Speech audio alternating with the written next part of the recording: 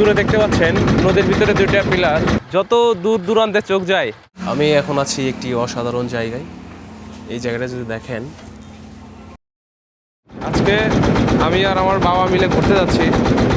আমরা ঘুরবো এদিকে জামালপুর জেলা, তারপর টাঙ্গাইল জেলা পার হয়ে আমরা সিরাজগঞ্জ শহরে যাব।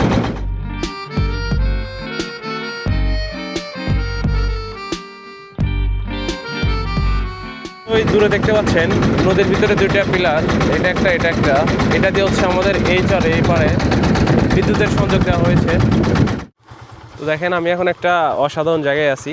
তো আমি আর আমার আব্বু আমরা এখানে দাঁড়িয়েছি কিছুক্ষণ এই জায়গাটা দেখার জন্য, এবং দুই পাশে সুন্দর গ্রাম এবং ধান ক্ষেত। দেখেন আমার পিছনে দেখেন, যত দূর দূরান্তে চোখ যায় দিগন্ত বিস্তৃত শুধু ধান ক্ষেত। তো এটা হচ্ছে জামালপুরের মধ্যে পড়ছে। কত সুন্দর একটি জায়গা। আমার পিছনে দেখতে পাচ্ছেন যমুনা ফার্টিলাইজার সার কারখানা। এটি বাংলাদেশের অন্যতম একটি বড় সার কারখানা। এটি হচ্ছে জামালপুর জেলার সরিষাবাড়ি উপজেলায় অবস্থিত। আমরা এখন এর পাশ দিয়ে যাচ্ছি। আমি এখন আছি একটি অসাধারণ জায়গায়। এই জায়গাটা যদি দেখেন, পুরোটা হচ্ছে যমুনা নদী।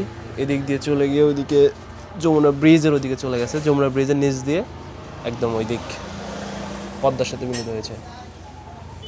আর এই জায়গায় আমরা হচ্ছে, এটা একটা চায়ের দোকান।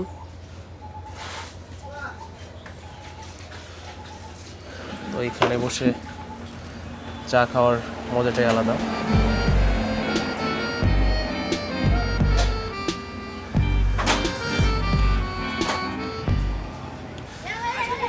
এখন আমরা রাস্তার জামালপুর থেকে টাঙ্গাইলের দিকে রওনা দিয়েছি, এবং এই জায়গায় একটা রাস্তায় আমরা দাঁড়িয়েছি। এবং এই জায়গাটা পুরোটা একটা পর্যটন এলাকার মতো। দেখেন,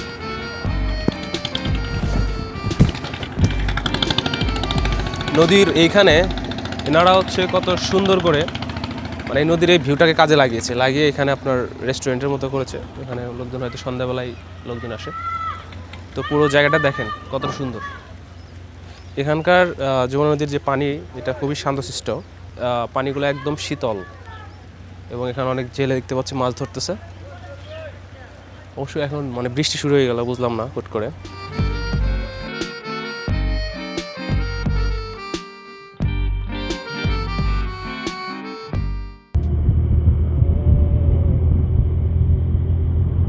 আমরা এখন আছি যমুনা সেতু টোল প্লাজার এইখানে। আমরা মোটরসাইকেলের টোল দিয়ে তারপরে যমুনা সেতু পার হব।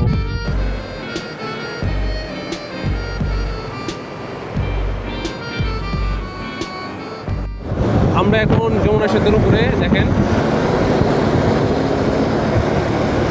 অসাধারণ জায়গা। দেখেন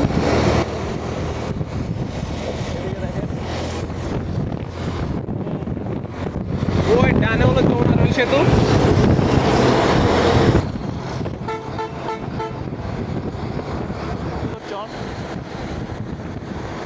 বর্ষার সময় মনে হয় জ্যাম দেখতে পাচ্ছি যমুনা সেতুর উপরে।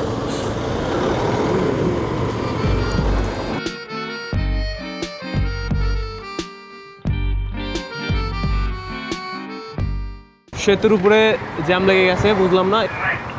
ঈদের পরে ছুটির সময় হওয়ার কারণে সবাই হয়তো ঢাকার দিকে যাচ্ছে, যার ফলে এই লেনেও জ্যাম পড়েছে। যদিও এই লেনে জ্যাম পড়ার কথা না, সম্ভবত ওই দিকে টোল প্লাজায় অনেক গাড়ি হয়ে যাওয়ার কারণে এই দিকের রাস্তাটা বন্ধ হয়ে গেছে। তো এখন দেখা যাক, ওয়েট করি কতক্ষণ লাগে জ্যাম ছাড়তে। অনেকে নেমে গেছে। আর এইদিকে হচ্ছে দক্ষিণ দিক, সিরাজগঞ্জের এই প্রান্তে প্রায় চলে আসছি আর একটুখানি।